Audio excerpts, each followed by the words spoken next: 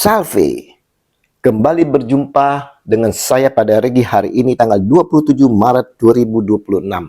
Mari saudara-saudaraku yang terkasih, di pagi yang cerah ini kembali kita mau baca syukur di dalam doa kepada Tuhan Allah kita.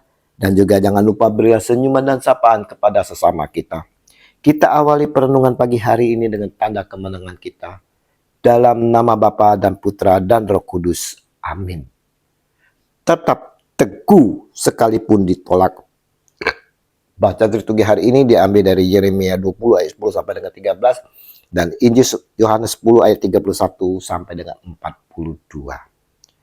Saudara-saudaraku yang terkasih di dalam kasih Kristus, kedua bacaan hari ini saudara kembali kita semua diajak untuk hidup selalu dalam kesetiaan saudara.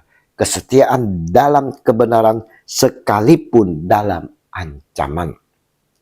Seperti Yeremia yang selalu menyatakan kebenaran Allah. Namun saudara-saudara, Yeremia tetap diancam. Begitu juga dengan Sang Maha Guru kita, Sang Junjungan kita, Yesus Kristus. Hendak dilempari batu saudara.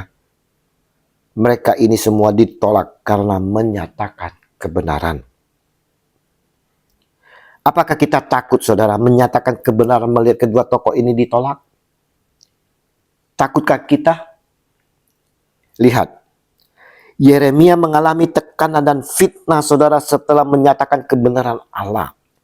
Mendapat tekanan dan fitnah ini saudara, apakah Yeremia mengalami ketakutan? Apakah dia mundur 1000 langkah? Tidak. Dia berserah sepenuhnya kepada Allah yang adalah pahlawannya. Walau musuh Yeremia merencanakan kejahatan saudara, dia percaya Tuhan besertanya sebagai pahlawan. Nah, saudaraku, kita pun saudara semua ini dalam masa prapaskah ini yang menghadapi tekanan, fitnaan ataupun kekecewaan hidup saudara, untuk dapat berserah kepada Tuhan Yesus Sang Immanuel, yang mana adalah pahlawan kita yang gagah perkasa saudara. Dalam masa prapaskah ini pun saudara kita dituntut untuk dapat jujur mengakui kerapuan kita, kekecewaan kita, ketakutan kita, ataupun kelelahan kita saudara. Bukan kita berpura-pura kuat. Dalam Injil kita lihat Yesus selalu melakukan perbuatan baik yang menunjukkan kesatuan dengan Bapa, juga mengalami penolakan-penolakan saudara. Yesus yang ingin dilempari batu, pergi ke tempat tenang, bukan lari dari kenyataan saudara.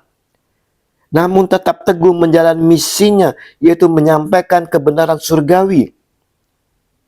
Ini mau mengajarkan kepada kita saudara untuk tetap teguh, tidak goyah dalam iman saat kita menghadapi tantangan, penolakan karena melakukan kebenaran saudara.